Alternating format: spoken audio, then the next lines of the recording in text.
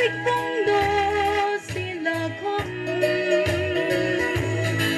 luôn đây đình lẫn ba châu chân mà ngày đã biết trôi thì có chết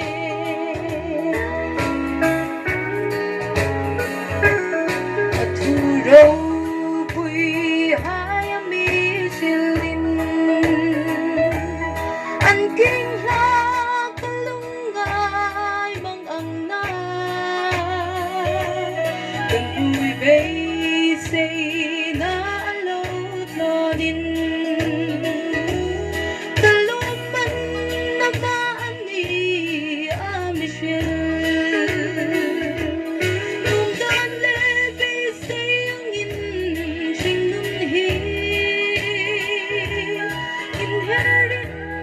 thích phong độ xin là con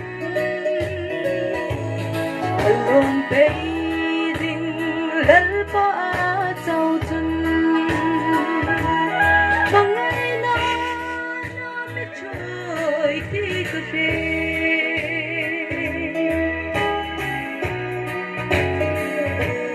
cùng nhau na đình sẵn rèn cả này đó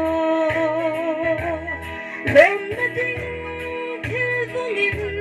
na minhon Katunay hai akalom no tun Lom katun na tsuim ania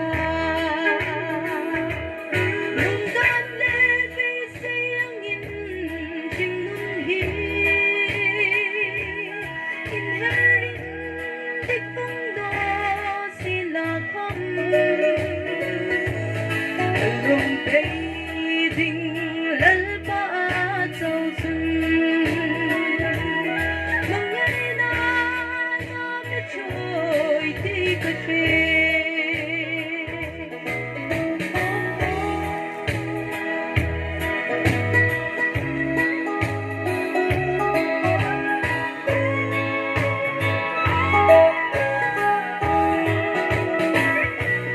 lời ba châu lớn dâng hai chân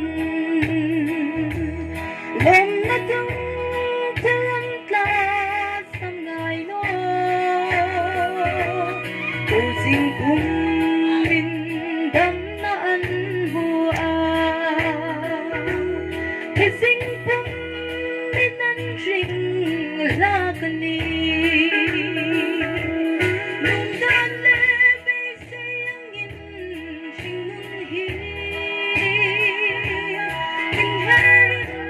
thích phong độ xin là con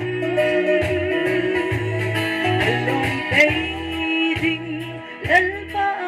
châu chân trong ngày nào nó biết trôi thì có chết